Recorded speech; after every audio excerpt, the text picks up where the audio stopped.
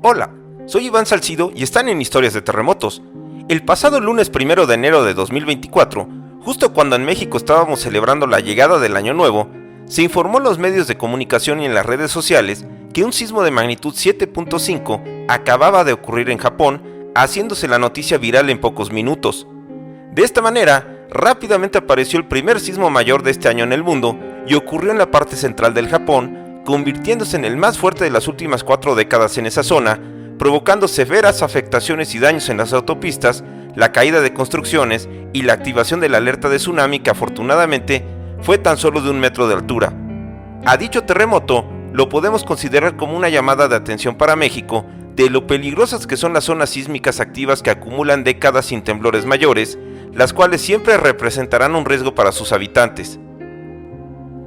Apoyado en los sucesos ocurridos recientemente en Japón, creo que ahora es el momento idóneo para recordar el segundo terremoto más mortífero en la historia de nuestro país, ocurrido en el estado de Veracruz en 1973, debido a que su epicentro se ubicó en una zona que en la actualidad ya acumula varias décadas sin presentar sismos mayores, a pesar de que los mecanismos geológicos que lo generaron se mantienen activos, por lo que el riesgo de que ocurra un temblor similar en el futuro es bastante alto, lo que definitivamente nos obliga a conocer lo que aconteció,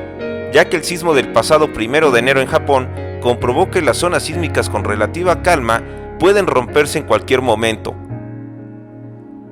La siguiente es una versión narrada de uno de los primeros videos del canal, y antes de iniciar, te pido que me regales tu like, te suscribas y te sugiero que actives la campana de notificaciones para que YouTube te avise cuando suba nuevos videos. Ahora sí, continuemos después de la identificación del canal.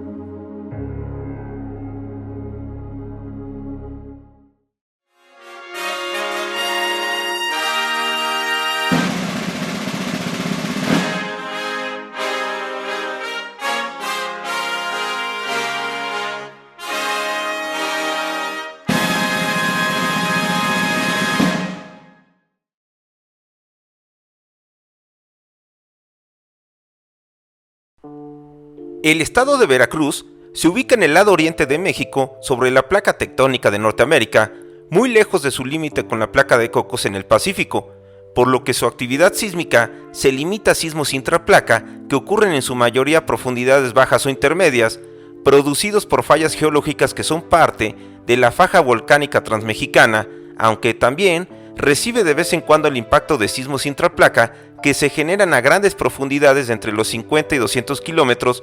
producidos por la placa de Cocos que corre debajo de la placa de Norteamérica y que en esa zona del país se dobla y se va hacia abajo, razón por la cual esos sismos ocurren a profundidades tan altas.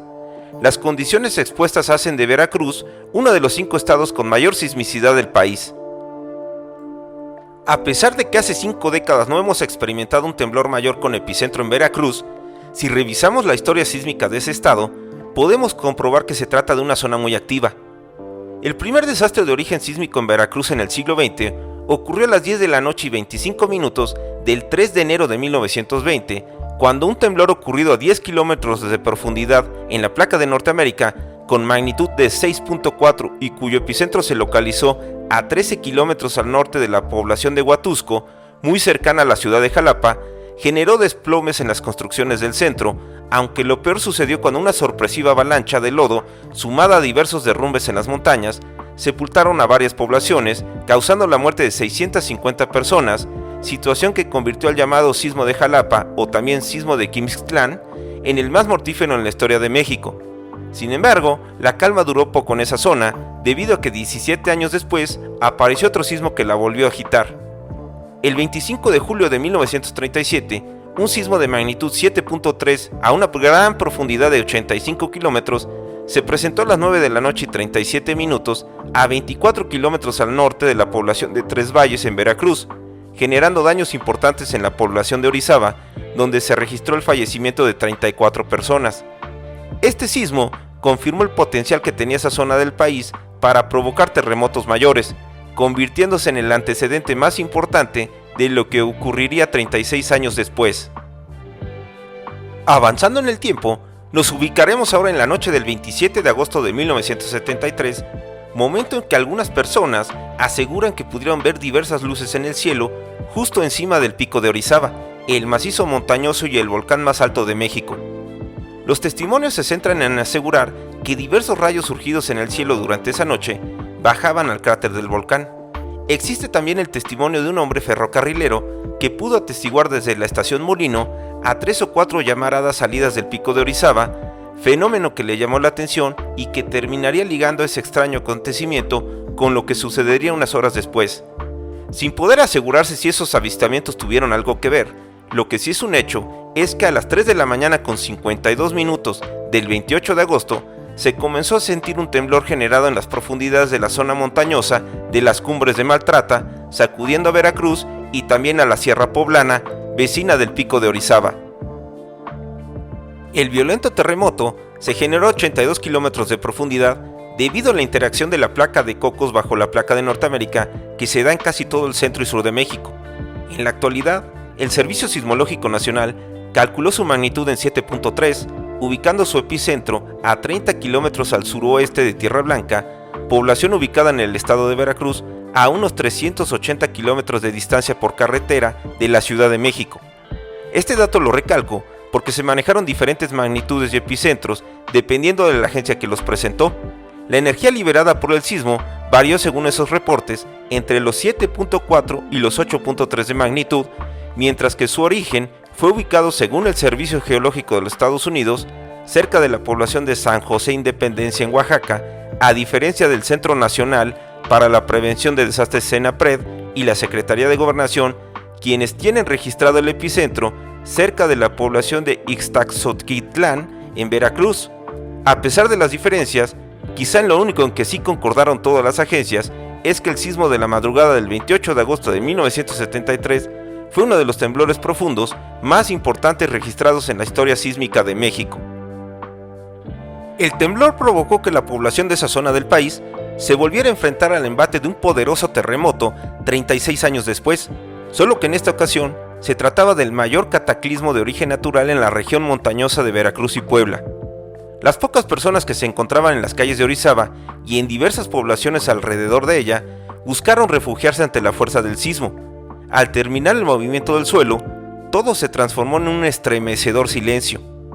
Los aproximadamente 2 minutos que se asegura que duró el temblor fueron suficientes para destruir poblaciones y municipios ubicados en la zona central de Veracruz y sus vecindades, entre ellos Orizaba, que terminó siendo la más dañada por lo que le dio su nombre al sismo.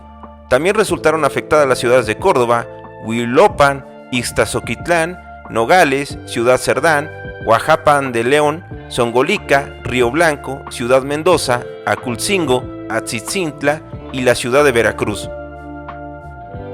El terremoto ocasionó que por algún tiempo las personas tanto de Orizaba como de la vecina Córdoba olvidaran sus añejos conflictos y rencillas para enfrentar juntas la enorme devastación que en general todavía yacía oculta por la oscuridad, debido a la hora en que ocurrió el sismo y a los cortes en el servicio de energía eléctrica que retrasaron por algunas horas la posibilidad de conocer la verdadera gravedad de la situación, hasta que el amanecer confirmó a los habitantes que estaban ante la peor catástrofe registrada en los anales de Orizaba.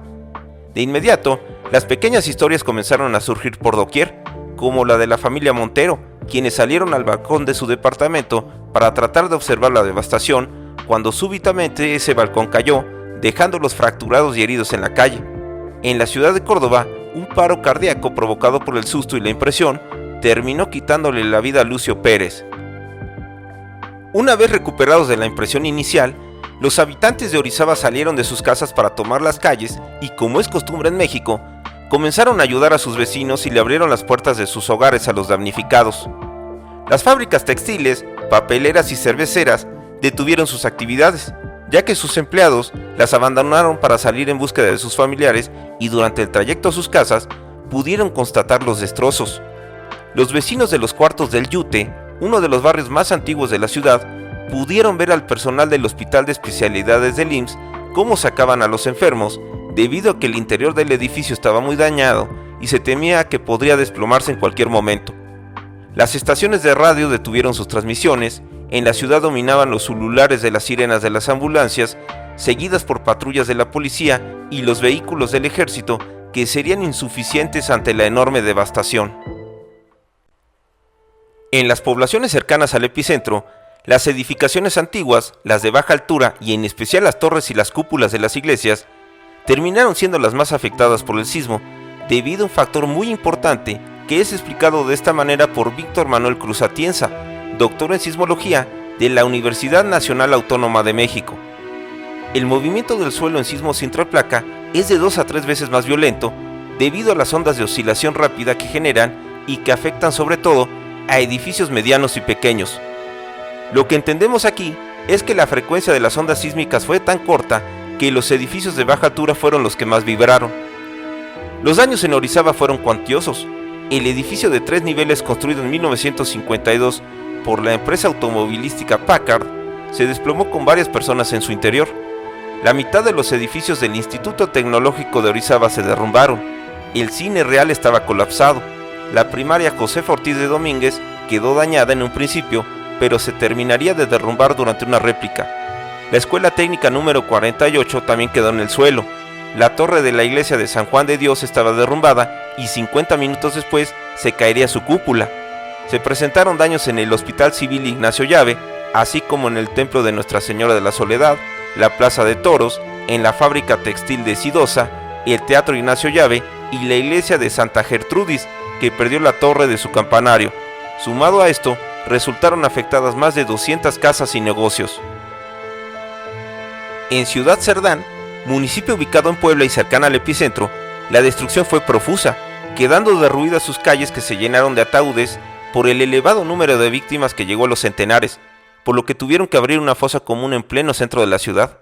En Oaxapan de León, en Oaxaca, el 90% de sus construcciones fueron afectadas. Ubicándonos en Veracruz, en la ciudad de Córdoba, un auto circuló irresponsablemente con unas bocinas anunciando la probabilidad de más réplicas, lo que solo generó angustia y miedo entre sus habitantes, mientras que en Río Blanco, las fábricas textiles fueron dañadas, además de que 120 casas fueron derruidas en el centro de la ciudad, provocando la muerte de 35 personas.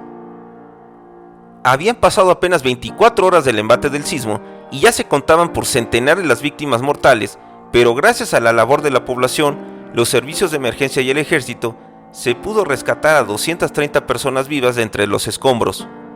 La magnitud del desastre se volvió noticia y unos días después se contabilizaron 539 muertos en Orizaba y 600 en Ciudad Cerdán, dentro de los 1.200 a 4.000 fallecidos que se calcularon en total.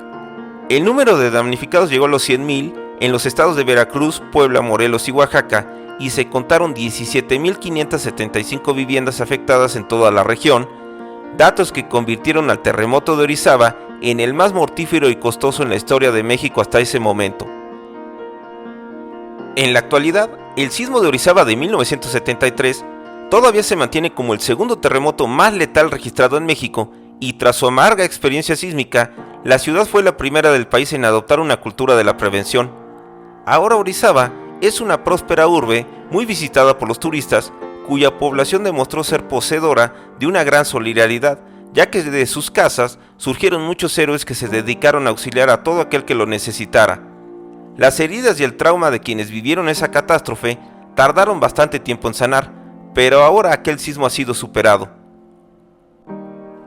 El terremoto de Orizaba del 28 de agosto de 1973 no fue el único sismo mayor de ese año, ya que el 30 de enero ya se había presentado uno de magnitud 7.6, cuyo epicentro se registró a 43 kilómetros al sureste de la población de Cualcomán, en el estado de Michoacán.